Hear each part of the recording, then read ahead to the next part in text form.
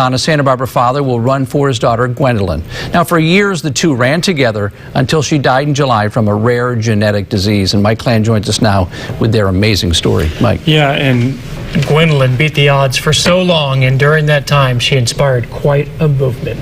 Well, 3 times, Bill Strong pushed his daughter Gwendolyn in the Santa Barbara Veterans Day half marathon. This year, he'll run with a much heavier load, the loss of his butterfly. But many will be there right alongside him every step of the way and long after this race is over. Veterans Day weekend 2014. It was a fantastic finish as Bill Strong and his daughter Gwendolyn complete the half marathon. She loved to run, and it was always a gift that I've always felt fortunate to be able to give her. This year, Bill is preparing for the race without his favorite training partner. She passed away on July 25th. For me, I think it's going to be a tough day because I had so many great memories of us, that starting line and running that race, and people coming out and cheering for Gwendolyn and us. People have been rooting for and supporting the family for 8 years. As a baby, Gwendolyn was diagnosed with spinal muscular atrophy, the #1 genetic cause of death for infants. SMA takes away the ability to walk, eat, or breathe. Many don't make it past 2, but Gwendolyn had big plans. We had a little girl who wanted to live life. And so a journey began that would inspire the Gwendolyn Strong Foundation and never give up. We started the Gwendolyn Strong Foundation because Gwendolyn had an impact on people. From the time she was just a tiny little baby, people just couldn't resist her.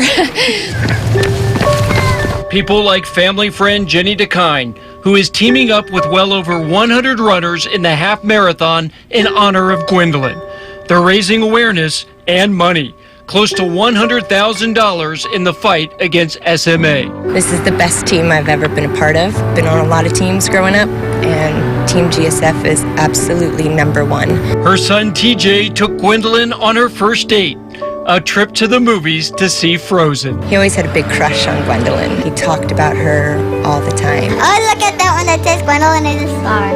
Gwendolyn's classmates at Washington School feel the same way as TJ. They wrote friendship notes when they came back from summer break. We love you, Gwendolyn. Probably the highlight of Gwendolyn's life was going to school and just being a kid. Kindergarten was truly magic.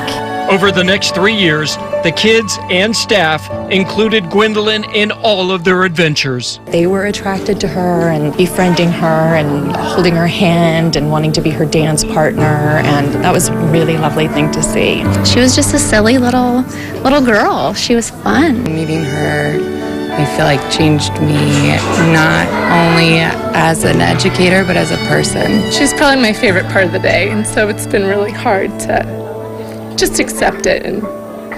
But I see her everywhere. Gwendolyn is a big part of the school's new library.